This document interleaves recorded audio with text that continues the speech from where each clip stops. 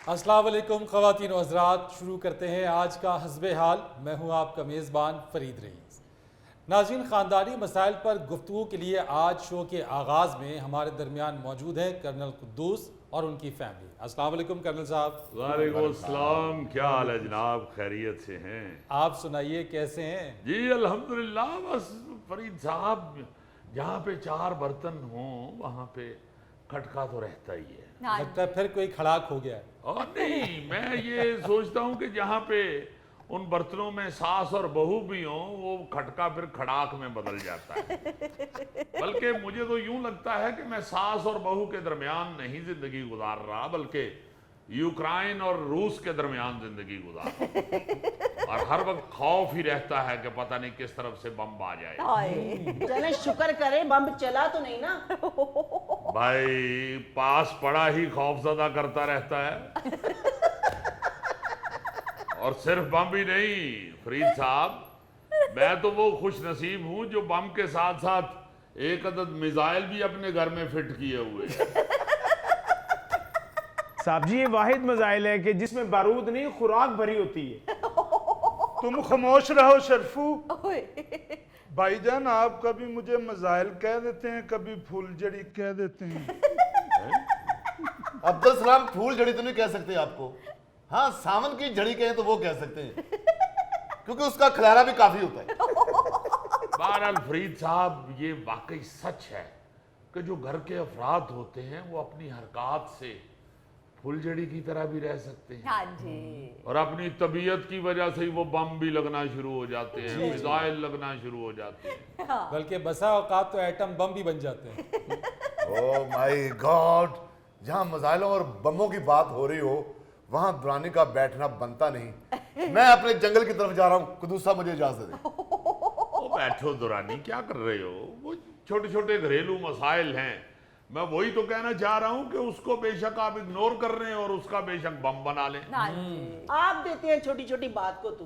मैंने तो आपसे ये कहा था कि आपकी बहू चुप चुप कर मेरी बातें सुनती है। ओ, मामा, मैं नहीं, आप सुनती है मेरी छुप छुप के बातें। जरा सी मेरे फोन की बेल बजती है, हाँ। मामा किसी ना किसी बहाने मेरे कमरे में आ जाती हैं और तब तक मेरे कमरे से बाहर नहीं जाती जब तक मैं फोन पे बात बंद ना कर दूं। झूठ बोल रही है ये। मैंने खुद देखा है। अच्छा भला तुम घर में रेसी जीप की तरह जा रही होती है, जरा सा उसके कमरे का दरवाजा आता है तो तुम 22वीं लोडर ट्राले की तरह आहिस्ता हो जाती है, सिर्फ इसलिए कि सुनूं तो सही अंदर क्या हो रहा है। ना ऐसे किया करो खुदारा। आप देखो तो सही हम किस मजहब से ताल्लुक रखते हैं। हाँ। किसी का खत खोलना, बेशक वो सगा बेटा हो, सगी बेटी हो, किसी का दूसरे का खत खोलना गुनाह है। और तुम चुप चुप के बातें सुन रही होती हो। डैडी सिर्फ इतना ही नहीं, ये शर्फू को भी भेजते हैं बहाने बहाने से कि पता करके आओ किससे बातें कर रही है। मुझे क्या जरूरत है? तुम उज़मा से बात करो या नुसरत के साथ। हाँ, देख ले डैडी, अगर ये मेरी बातें नहीं सुनती तो इनको कैसे पता मेरी सहेलियों के नाम। हाँ। लो बताओ शरफू, तुम मर जाओ अगर तुम झूठ बोलो। मैं तुम्हें भेजती हूँ उसकी बातें सुनने। जी नहीं, कभी नहीं भेजा। ये क्या डबल माइंडेड जवाब दे रहे हो? तो क्या करे बेचारा, जान किसको प्यारी नहीं होती। अब्बू, इंतहा तो ये है कि अक्सर मामू भी हमारे कमरे में आ कहते हैं, बेटा तुम्हारे कमरे का फर्श ठंडा है, मैं यहाँ लेट रहा हूँ। और बेटा जरा ये भी बताओ कि अब्दुल सलाम लेटा हुआ कैसा लगता है? जी बिल्कुल ऐसे ही जैसे छप्पड़ में से निकल के दरियाई घोड़ा सन बात ले रहा हो। इसको मना करें। क्या मना करूं? उसे जो लगता है वो बता रहा है।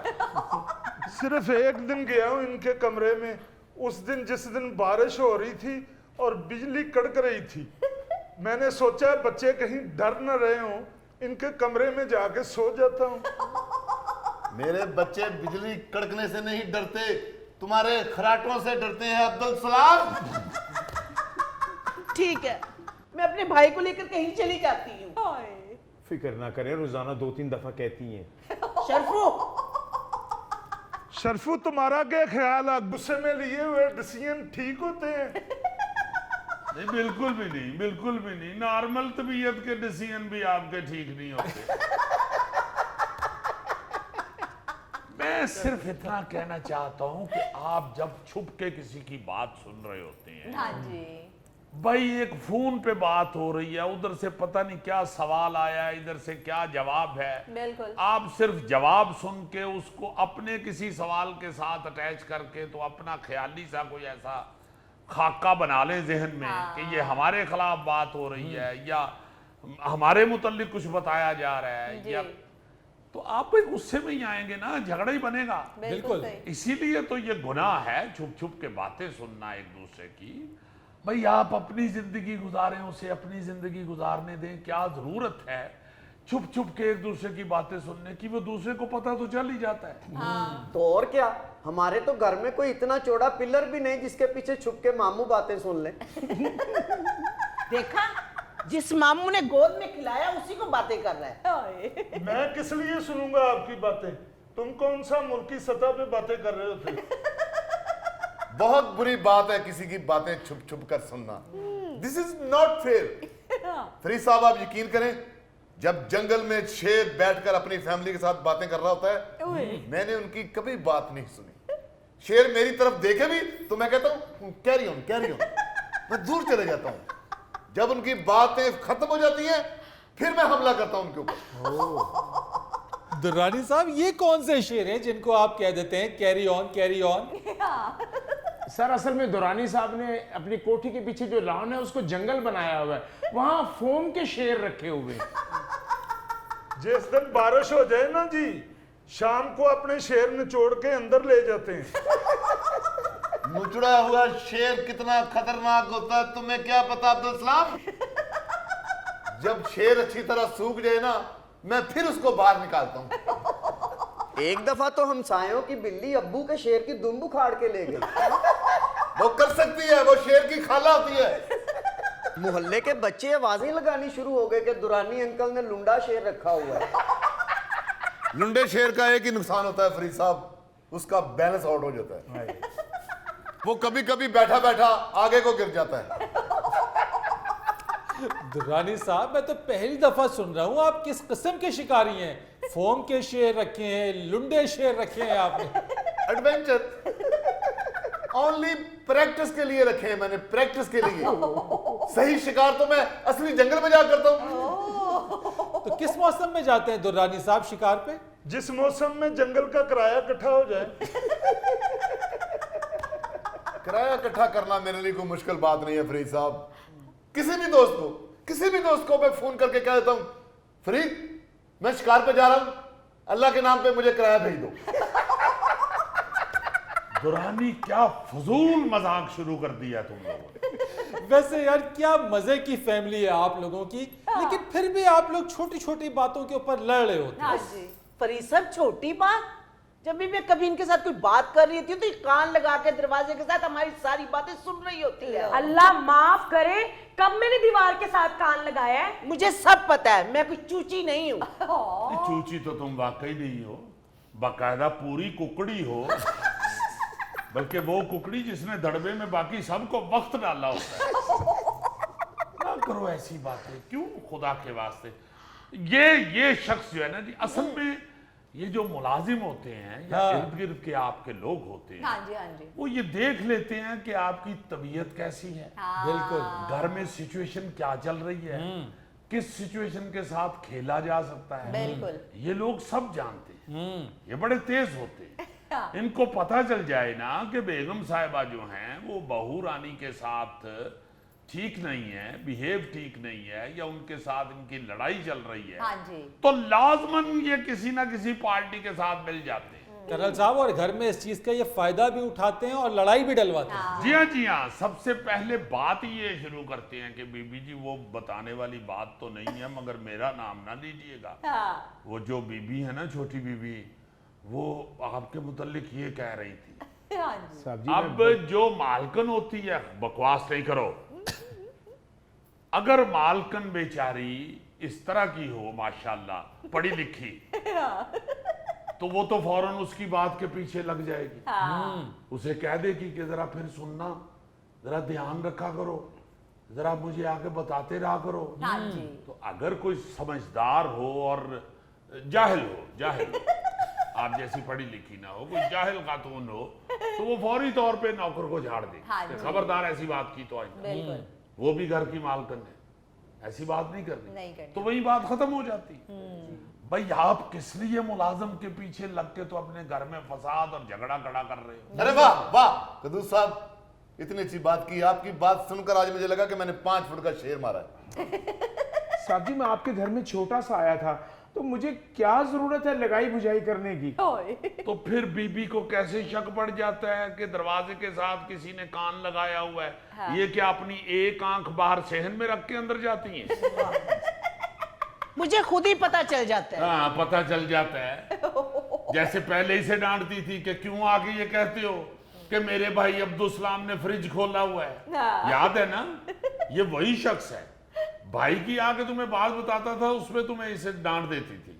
अब बहू की बात बताता है तो तुम उसके साथ मिल जाती हो। हाय। फ्रिज तो अब्दुल सलाम इतना खोलता है फरीद साहब, देखें डॉलर कहाँ चला गया है, महंगाई कितनी हो गई, पेट्रोल कितना महंगा हो गया है। हाँ। इन दोनों बहन भाइयों की सेहत पे कोई असर नहीं हुआ। दुरानी अंकल, हमारा फैमिली स्ट्रक्चर ही ऐसा है, आपने हमारे अब्बू को नहीं देखा हुआ। जी हाँ, इस स्ट्रक्चर की वजह से इनकी फैमिली में कोई बच्चा पैदा होता था तो एलडीए से अप्रूवल लेटर लिया जाता था। हाँ, अम्मी बताती हैं कि नाना अबू को महफिल में जब लाते थे तो रेडी पे बिठा के लाते थे। आपको क्या महफिल में गुट पे बिठा के लाते हैं? यार बस कर दो खुदा के वास्ते, हाय। तो किसी वक्त सीरियस भी हो जाएगा। इंतहाई अफसोसनाक सूरत हाल हो चुकी है फैमिली की फरीद साहब। जी। छोटी छोटी बातों पे झगड़ा शुरू हो जाता है, छोटी छोटी बातों पे नाराजगियां शुरू हो जाती हैं। हाँ। खुदा के लिए देखो, कुछ थोड़ा सा समझो।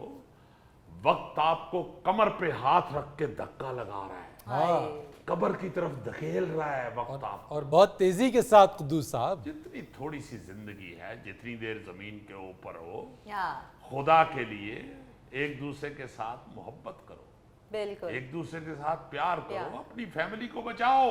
बिल्कुल। फैमिली को इसने क्या बचाना है, ये तो रात के बचे हुए चावल नहीं छोड़ता।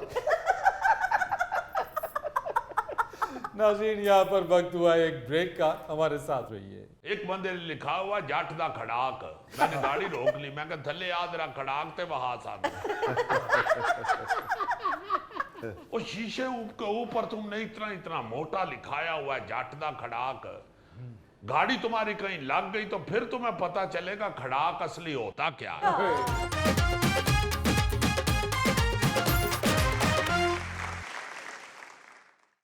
वेलकम बैक ख़वातीन और हज़रात। नाज़रीन, national highways and motorway police ने जुर्मानों की शरह में 200% तक इजाफा कर दिया है। इसी मौजू के ऊपर गुफ्तगू के लिए आज हमारे दरमियान मौजूद हैं national highways and motorway police के इंस्पेक्टर जुल्फ़िकार साहब। अस्सलाम वालेकुम सर। वालेकुम अस्सलाम। बहुत शुक्रिया आपका फरीद साहब के तुसा ने एक इतना अच्छा कदम उठाया है कि पाकिस्तान के सबसे ज्यादा फर्ज शनास और तमाम महकमों से ज्यादा रेवेन्यू इकट्ठा करने वाले महकमे के बारे में भी बात शुरू की है। जी बिल्कुल जुल्फ़िकार साहब, आपके महकमे को तो आइलैंड ऑफ एक्सेलेंस कहा जाता है। आपकी जो फर्ज शनासी, आपकी जो कारकर्दगी है, उसको देखते हुए बहुत मेहरबानी। मगर फरीद साहब, आपको एक दुख वाली गाल ये बताता चलूं कि हम वो मोर हैं जो जंगल में नाच नाच के अपनी पिन्नियों को खलियां डलवा चुके हैं, मगर ना ही को हमारी पिन्नियां दबा रहा और ना ही को हमें देसी घी की पिन्नियां खिला रहा।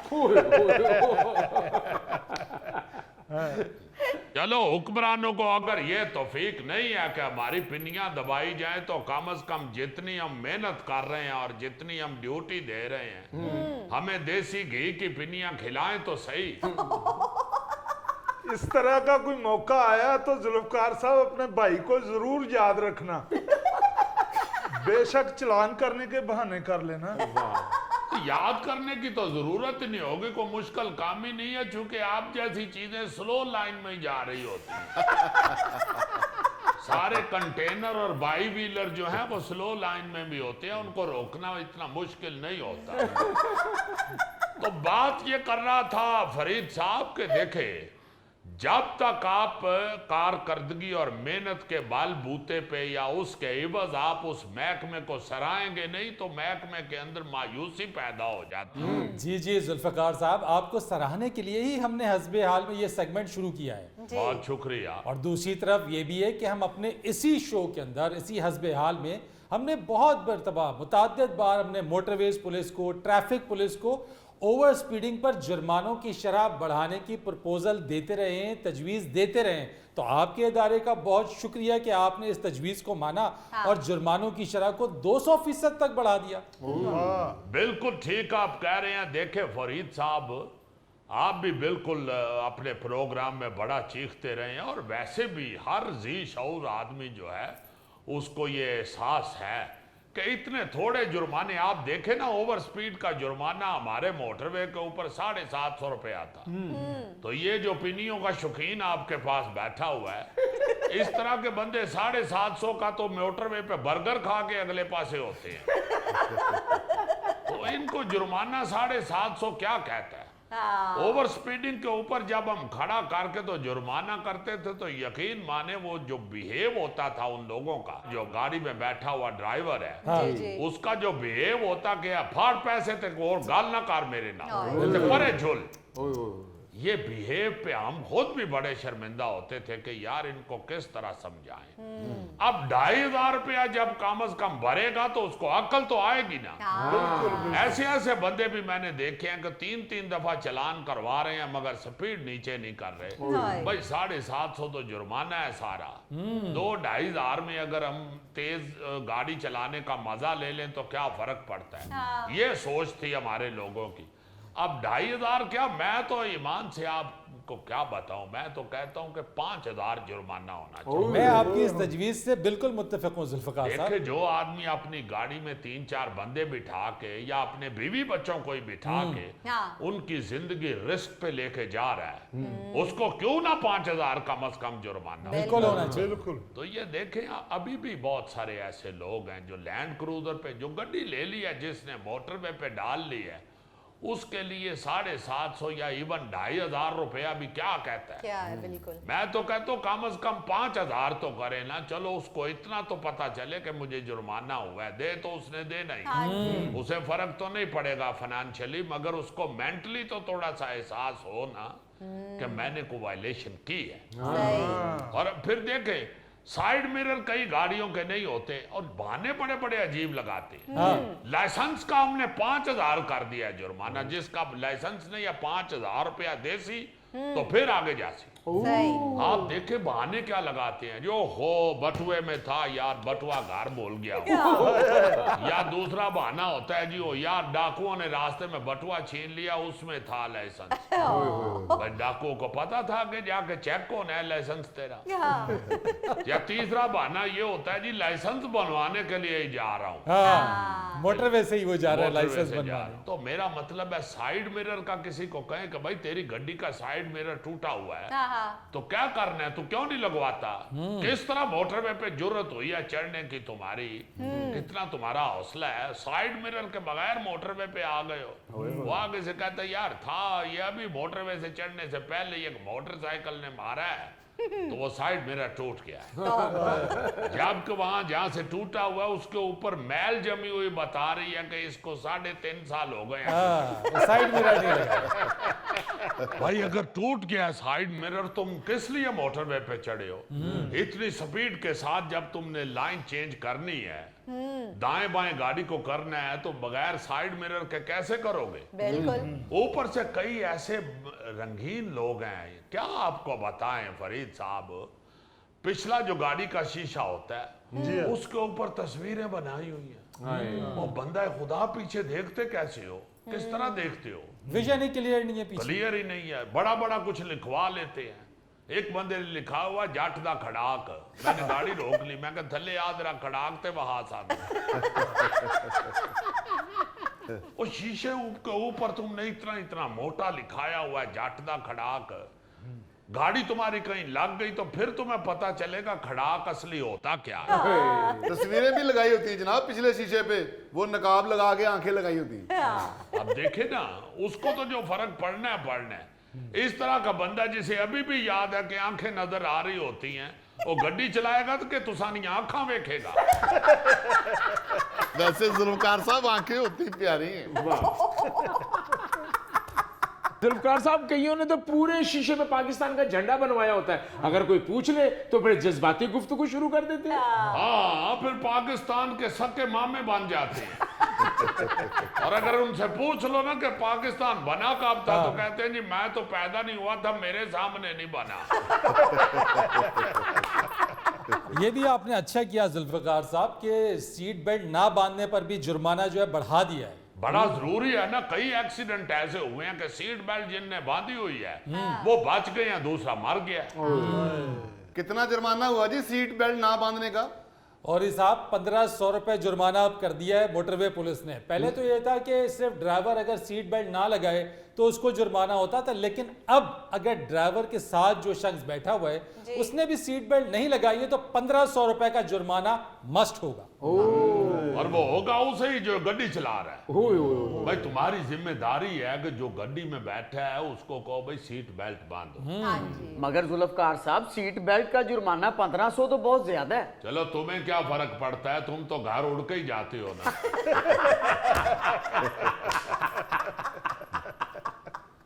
नाज़रीन, यहाँ वक्त हुआ एक ब्रेक का, हमारे साथ रहिए। याश हो गए हैं मां जी ਅਸੀਂ बड़े ਇਹ ਮੇਲਾ ਵੇਖਣ ਗਿਆ ਗੋਗਾ ਮੌਤ ਦੇ ਖੂਹ ਦੇ ਖੁਸਰਿਆਂ ਦੇ ਸਾਰੇ ਪੈਸੇ ਸੁੱਟ ਆਇਆ ਤੇ ਘਰ ਆ ਕੇ ਭਾਬੀ ਨੂੰ ਕਹਿੰਦਾ ਮੈਨੂੰ ਰਾਹ 'ਚ ਡਾਕੂ ਪੈ ਗਏ ਇਹ ਸੁਣ ਕੇ ਫਿਰ ਭਾਬੀ ਇਹਨੂੰ ਪੈ ਗਈ ਹੋਣੀ।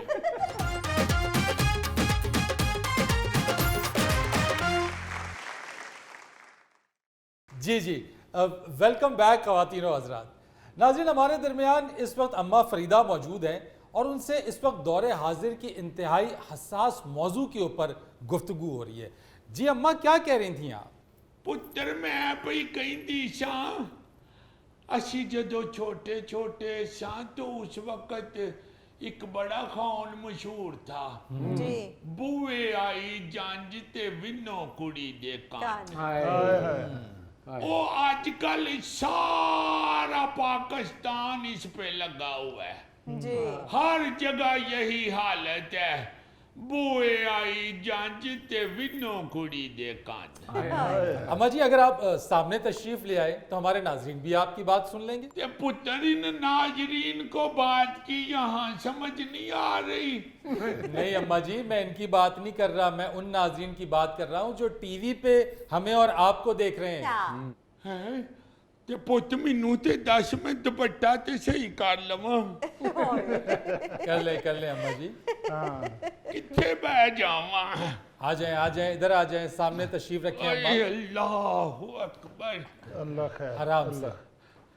बात ये कर रही थी कि जी ये जो है ना बूए आई जंज ते विनो कुड़ी दे कान, हाँ जी। इसका पुत्र मतलब है कि दरवाजे के ऊपर बारात आ गई है। जी तो अब दुल्हन के लड़की के कान छिदवा लें जल्दी से। यानी काम सर पे पहुंच गया हुआ है तो उसका बंदोबस्त ही नहीं हुआ हुआ है। सही। ये हमारे अब हर घर की कहानी बन गई हुई है। बिल्कुल। हर बंदा, हर जनानी जो है जी वो जब सर पे पड़ जाती है तो फिर परेशान हो जाती हैं। हाँ बेचारी रोना पिटना डाल देती हैं। बिल्कुल माँ जी, अक्ल वाला काम नहीं कर दिया कि पहले ही तैयारी करिए। पहले से। हाँ जी हाँ, तू सुना ठीक है पुत्र? जी माँ जी, मैं ठीक ठाक, आप ठीक ठाक हैं? हाँ, शुक्र है अल्लाह दा पुत्र। जी माँ जी। गुट करिया कारवार अच्छा माँ जी, ठीक। बात ये है कि इसलिए बात कर रही थी। जी जी इतने बहने जी अम्मा, सामने तशरीफ रखें। ये बात इसलिए कर रही थी कि रुकैया आई हुई थी मेरे पास। अच्छा नाल ही रहती है, बड़ी चंगी कुड़ी है। अच्छा मेरी बेटी बनी हुई है। जी मां जी। कह रही थी कि माँ जी बच्ची की अब शादी करनी है, आपके तो बेटे बाहर होते हैं, हाँ तो मुझे उधारे पैसे ले दें उनसे। हर दूसरे तीसरे दिन पुत्र कोई ना कोई मल्लेदार भैन भरा कोई इस तरह की बात करते हैं। जी मेरा तो दिल करता है अपने बूहे अगे लिखा दिया, पाकिस्तान का वर्ल्ड कप जीतने तक आधार बंद है। बात ये नहीं, एक दूसरे के काम आना चाहिए। हाँ जी बिल्कुल। ऐसी बात नहीं है कि कोई काम आपको क्यों कह देता है। हाय हाय रोना इस बात का आता है कि मैं क्या नहीं रुकैया नी बेवकूफे, कुड़ी कोठे जिड्डी हो गई है तो तू उसकी शादी के लिए बंदोबस्त भी नहीं किया हुआ, को पैसे भी नहीं हो जोड़े। आंधी है अम्मा कित्थों जोड़िए, महंगाई बड़ी हो गई। हाय मैं क्या बात सुन, जब मेरी शादी हुई थी तो चाचे तेरे की तनख्वाह 17 रुपये थी। 17 रुपये पुत्र, उदों जिन्नी इनकम सी ओदे हिसाब नाल उदों भी महंगाई सी। सारे आंदे सन के किवें गुजारा होएगा 17 रुपया च, बड़ी महंगाई है। जब दौर गुजर जाता है तो हम फिर कहते हैं कि साडा दौर सस्ता था। हालांकि हर मौजूदा दौर महंगा ही होता है, हाँ जी मगर करते क्या थे चाचे तुहाडे ने मैनू खर्चा देना अच्छा हाडी रोटी दा, अच्छा अच्छा मैं विचों रुपया तेली चुआनी निकाल के बचा के अलमारी में वो अखबारें बिछाई होती थी, कभी अखबार के नीचे, कभी स्टोर में एक पड़ी होती थी मेरे पास चाटी, उसमें फेंक देने पैसे। अच्छा कभी मैंने तकिए के गिलाफ में फेंक देने, छुपा लेने। तो पुत्र इस तरह जोड़ते थे। अल्लाह के फजल से सब बच्चों की शादियां की हैं। हाँ जी तो मैंने जब जहेज के चीजें दिखाई है ना आपके चाचे को, तो उसकी आंखें खुली रह गई। बड़ा मखौलिया सी, मैनू कहंदा इन्ने पैसे किथों कढ ले आएंगे, तू मौज दे खूह च मोटरसाइकिल चलाउनी। मैं क्या तुहाडी होई मोटरसाइकिल चलदी रवे ते अल्लाह दी मेहरबानी। ओ पुत्र जोड़ते थे पैसे। हाँ जी उस वक्त ये नहीं थे करते कि पल्ले जे वध पैसे ने ते बाला नु पिज्जा मंगा दियो। जोड़ते थे। आंखों के सामने तीन बहनें होती थी, बच्चे होते थे कि इनके खर्चे पड़ने हैं। ये नाना हो के बूहे आई जानते विनो कुड़ी देखा। जब शादी करनी हो तो उस वक्त सियापा ना पड़ जाए। हाँ जी अब रिवाज ही नहीं है। बिल्कुल जिसको भी मैं कहती हूँ कि तू नहीं कुछ जोड़िया, कहती है कि जोड़ा, बस जोड़ा चपीड़ा ही निकल आईया। मैं क्या उतरे हो तुसी, अगर समझदारी से काम ले, पासंदास करते रहे, तो जब सर पे पड़े तो आपका मसला तो हल। बिल्कुल माँ जी मैं इसलिए नहीं कह रही कि रुकैया ने पैसे मांगे हैं या सलमा आई सी पैसे लैन आस्ते। मैं ये गल तां कर रही हूँ कि पुत्र पैसे मंगदियां शर्म आनी चाहिए। शर्म इस गल दी कि अगला ये ना सोचे ने इस वक्त आस्ते जोड़े ही नहीं होए। जोड़ने चाहिए पैसे, संभाल के रखने चाहिए। फालतू जो है ना ये गैर जरूरी अखराजात ये अपने बंद करो।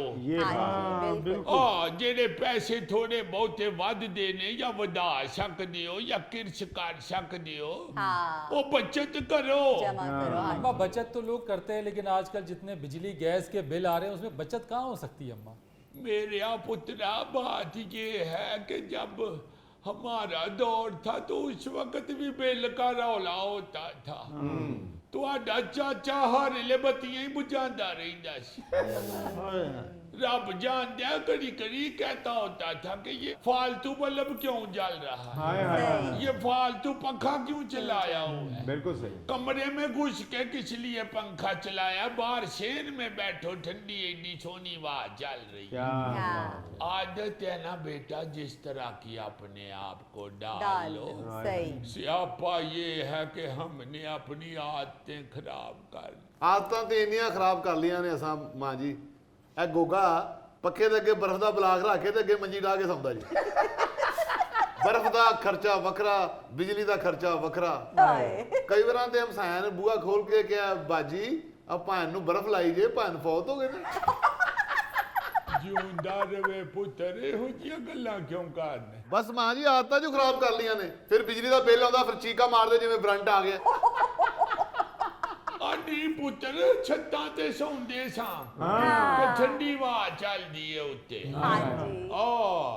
ਤੇ ਹੁਣ ਤੇ ਸਾਰੇ ਲੋਕੀ ਆਂਦੇ ਨੇ ਕਿ ਏਸੀ ਚਲਾਓ ਤੇ ਨੀਂਦਰ ਤਾਂ ਮੈਂ ਕਿਹਾ ਡੰਡਾ ਫੜ ਕੇ ਉੱਥੇ ਮਾਰੇ ਹੁਣ ਨਾ ਦੋ ਹਿੱਕ ਚ ਤੁਹਾਡੇ ਤੇ ਵੇਖ ਕਿੱਡੀ ਸੋਹਣੀ ਤੈਨੂੰ ਵੇੜੇ ਚ ਨੀਂਦਰ ਆਉਂਦੀ।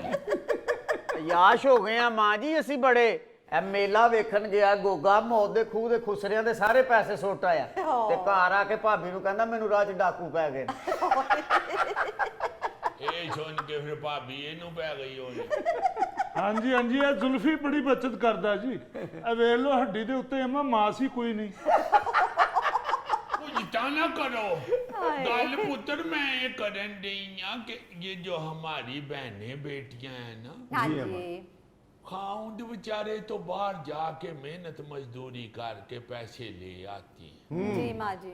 अब ये बीवी का काम होता है कि बंदा जितने पैसे लेके आया है उसमें घर भी चलाना है और उसमें से बचत भी करना। बहुत अच्छी बात। जितनी मर्जी महंगाई हो जाए, पहला जेड़ा अपना पासंदा से ओ परे करो, ओदे बाद सोचो कि हुन इन्ने च किवें गुजारा होना है। बिल्कुल सही।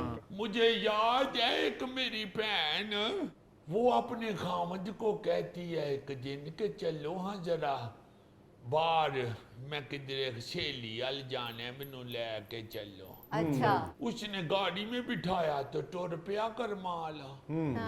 तो जाके एक खाली प्लाट के आगे ब्रेक लगा के कहती है गल सुनो, है प्लाट किड्डा वधिया है।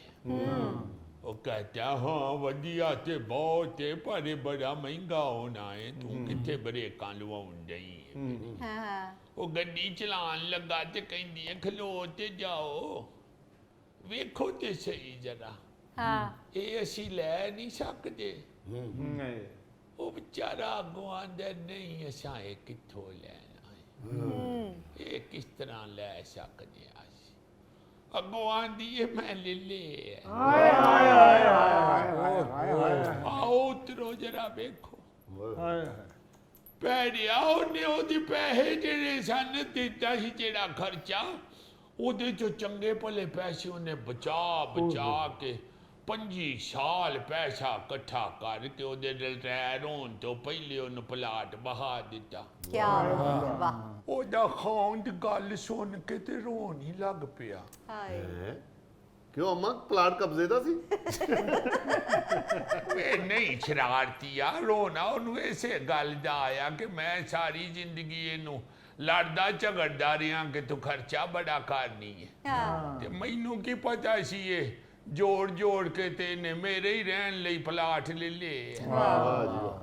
ਗੱਲ ਇਹ ਵੇ ਕਿ ਉਹ ਜਿਹੜਾ ਆਂਦੇ ਨੇ ਨਾ ਕਿ दो पहिए होते हैं गाड़ी के, मियाँ बीवी, ते इको पहिए ते लोड पे आ रहे ते दूजा पंचर, ते गड्डी ते आपे फिर हचकोले खानी है। क्या कहने दूजे टायर नू भी दूजे पहिए नू भी ध्यान करना चाहिए, ओनू भी भार चुकना चाहिए, फिर गड्डी चलदी। मां जी ये गोगा ते कहंदा साडी इको पहिए वाली गड्डी है जिते बजरी नहीं ढोई दी। ਅਤੇ ਹੁਣ ਅੰਮਾ ਨਹੀਂ ਤੁਹਾਡੀ ਨੂੰ ਬੱਚਤ ਕਰਦੀ ਤੇ ਮੈਂ ਇੱਕੋ ਪਹੀਏ ਦੇ ਨਾਲ ਗੱਡੀ ਰੇੜੀ ਜਾਣ ਡਿਆ। बड़ी गल है पुत्र, इन्ना लोड इको पहिए ते पाया।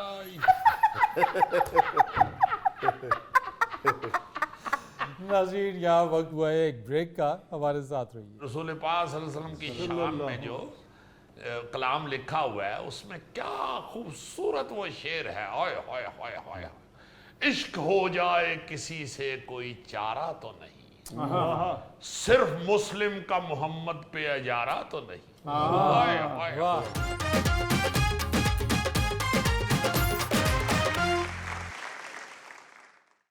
अच्छा जी, आज चूंकि 21 सितंबर है और पूरी दुनिया में अमन का आलमी दिन मनाया जा रहा है, यानी कि वर्ल्ड पीस डे। और इत्तेफाक की बात यह है कि ये वर्ल्ड पीस डे जिस दिन मनाया जा रहा है, या जो इस्लामी महीना है, वो रबीउल अव्वल का महीना है। यानी सरकार दो आलम हज़रत मोहम्मद मुस्तफ़ा सल्लल्लाहु अलैहि वसल्लम की विलादत 12 रबीउल अव्वल को मनाई जाती है और पूरी दुनिया में जश्न मनाया जाता है रबीउल अव्वल का। ओ हो, क्या अच्छा नोट किया है जी आपने। आप देखें कि ये जो पीस डे मनाते हैं गोरे, ये तो मेरा ख्याल है 2001 में शुरू हुआ था। बिल्कुल। मगर अमन के पैगाम बर रसूल पाक सल्लल्लाहु अलैहि वसल्लम को 1300-1400 साल तकरीबन हो गए हैं तशरीफ लाए हुए दुनिया पे।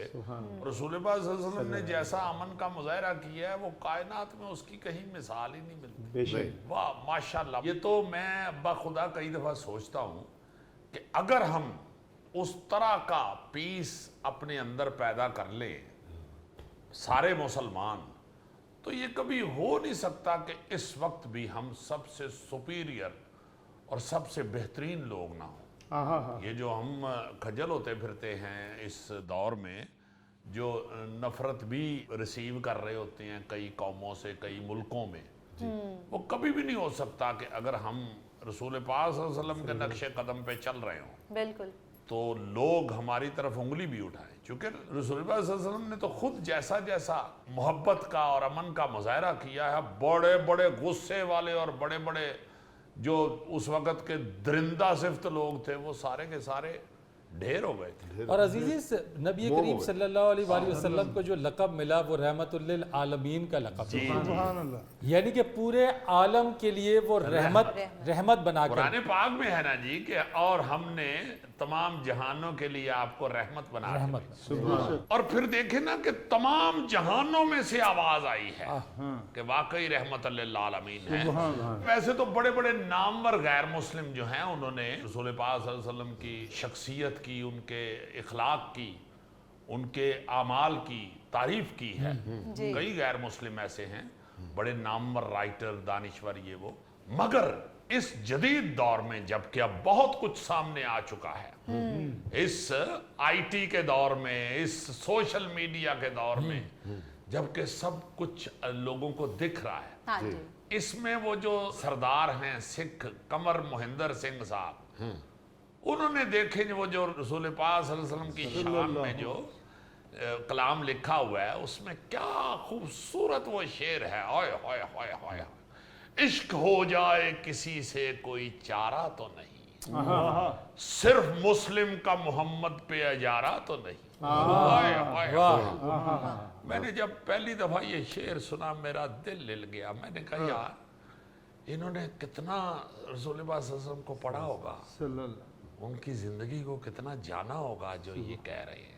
इश्क हो जाए किसी से कोई चारा तो नहीं, सिर्फ मुस्लिम का मोहम्मद पे जारा तो नहीं। वाह वाह। और फिर आप अगर शुरू हो जाएं याद करना वाकयात, तो बाखुदा आज भी ऐसे झुरझुरी आ जाती है कि ये कैसे हो सकता है। अजीज़ी, रोंगटे खड़े हो जाते हैं। ओ, आप देखें ना कि वो कूड़े वाला वाकया तो सभी को याद है कि हाँ एक खातून जो है वो रोजाना गुस्से में आप सल्लल्लाहु अलैहि वसल्लम पे अस्तगफिरुल्लाह अस्तगफिरुल्लाह कूड़ा फेंक देती थी।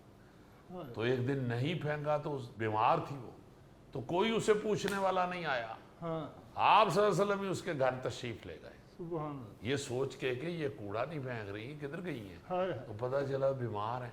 उसके घर की सफाई की, उसको खाना खिलाया। वाह वाह वाह वाह। आप हम अब सोच सकते हैं, हम मुसलमान हैं, हम ये सोच सकते हैं कि हमें कोई इस तरह हमारे कोई जानबूझ के कोई इस तरह हमारे ऊपर कोई कीचड़ या कूड़ा या गंद फेंक दे तो हम उसको खाने को दौड़ेंगे। बिल्कुल। तो हमारे पैगंबर सल्लल्लाहु अलैहि वसल्लम वो क्या मैसेज दे रहे हैं? माफी, खिदमत, उल्टा उनकी खिदमत शुरू कर दी, उनका घर साफ किया, उनको खाने के लिए दे के आए। फिर वो यार वो नमाज पढ़ रहे थे सरकार सल्लल्लाहु अलैहि वसल्लम, तो ओजड़ी फेंक दी।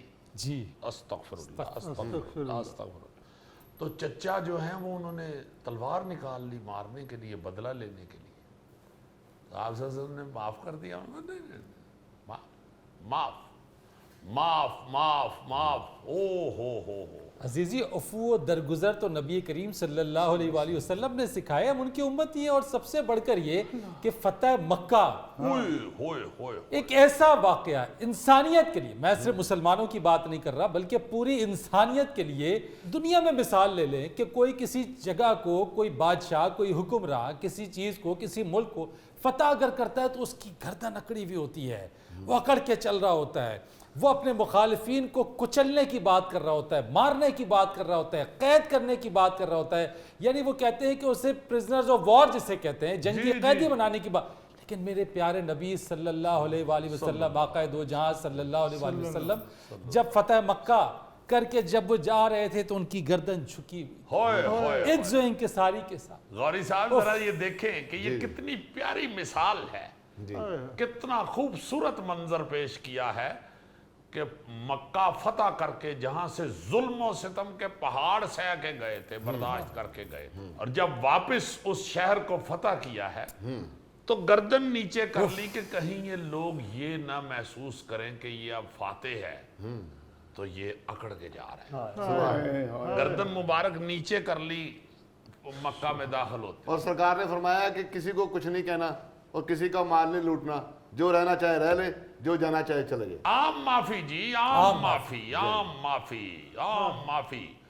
बल्कि जिसने खौफ में, मुखालिफीन ने, जिनको पता था कि हमने जुल्म किए हुए, जिसने घर का दरवाज़ा बंद किया ना, आप सल्लल्लाहु अलैहि वसल्लम ने उसे दारुल अमान का दर्जा दे दिया कि इनके घर के अंदर किसी ने जाके कोई ऐसी हरकत नहीं करनी, माफी दे दो, माफी दे दो, खत्म खत्म, अमन कायम करो, अमन कायम करो।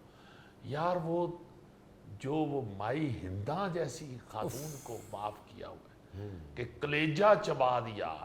सरकार सल्लल्लाहु अलैहि वसल्लम के इंतहाई प्यारे जो उनको चाहते थे, उनका कलेजा, उन चचा का, है जी, हजरत अमीर उनको बस उनको सिर्फ इतना ही कह दिया कि मेरे सामने ना आया करो, मुझे तकलीफ होती है, मुझे याद आ जाता है, बस मेरे सामने ना आया करो, चली जाओ। ये जो चीजें हैं ये प्रैक्टिकल है, ये सिर्फ तकरीरें नहीं है, ये करके दिखाया हुआ है। इधर आज आप देखें, अमेरिका हो, पाकिस्तान हो, इंडिया हो, किसी जगह भी, मुस्लिम कंट्रीज में भी इलेक्शन जीत के तो किस किस्म के तकबरे जाते हैं और क्या तूफान खड़ा कर लेते हैं कि अब हम आ गए हैं, आ गए हैं, उन छड़ांगे नहीं तुहानू, फिक्र ना करो। वो ताइफ में जो पत्थर लगे थे सरकार को, यार वो तो बेशुमार गौरी साहब है ना चीजें, खून निकल आए, जूती जुड़ गई खून बीच में जा जाके, दंदान मुबारक शहीद हो गए। तो सारा कुछ बड़ा लंबा चौड़ा है ना जी, वो तो सीधा सीधा कह के मुझसे ज्यादा जुल्म किसी इंसान पे होगा ही नहीं कायनात। ऐसा जुल्म, ऐसे खौफनाक तरीके से लोगों ने सताया, सबको माफ माफ माफ माफ। हत्ता कि अल्लाह ताला ने फरिश्ते के जरिए पैगाम भिजवाया कि अगर मेरे प्यारे नबी आप कहें तो इस पूरी वादी को ऐसे मिला दे जैसे कभी नामो निशान ही ना हो। लेकिन मेरे प्यारे नबी सल्लल्लाहु अलैहि वसल्लम ने तब भी ये वाली बात कही कि नहीं, कोई बात नहीं, ये नहीं तो इनकी आइंदा आने वाली नस्लें जो है वो उस रास्ते पे चलेगी जो अल्लाह का पैगाम मैं पहुंचा। सुभान अल्लाह। देखे जरा क्या खूबसूरत अमन का पैगाम है कि ये ठीक हो जाएंगे, इंतजार करो, ठीक हो जाएंगे, कोई का अगली नस्ल इनकी ठीक हो जाएगी, इनको मार दिया अगली नस्ल नहीं होगी। ये देखे कि ये कितना बर्दाश्त। देखो सबसे बड़ी बात तो अमन पैदा करने के लिए यही है ना जी कि गुस्सा पिए, गुस्से को हराम कहा गया। सरकार ने फरमाया गुस्सा हराम है भाई। अब गुस्सा जो बंदा पी जाता है वो अमन का पैगाम दे रहा है, वो अमन पैदा कर रहा है। और मैं समझता हूं कि इस वक्त पूरी दुनिया में और ख़ास तौर पे हम पाकिस्तानियों के लिए बाखुदा ये जो दिन है पीस डे, इस दिन सबसे ज़्यादा हमें ये ज़रूरत है कि हम रसूल पाक सल्लल्लाहु अलैहि वसल्लम की ज़िंदगी में जो अमन है, अमन का मुजाहरा और अमन के अहकामात, उसकी तरफ तवज्जो दें तो हम कामयाब हों। बिल्कुल नाज़रीन, ये था आज का हस्बे हाल। जाने से पहले एक खूबसूरत बात। मारूफ कलमकार तारिक बलोच सहराई लिखते हैं कि रब जुनून और इखलास से मिलता है और कमली वाले अदब करने वालों को मिलते हैं। अपने मेज़बान फरीद रईस को इजाज़त दीजिए। कल आपसे फिर मुलाकात करेंगे इंशाअल्लाह। तब तक के लिए अल्लाह हाफ़िज़।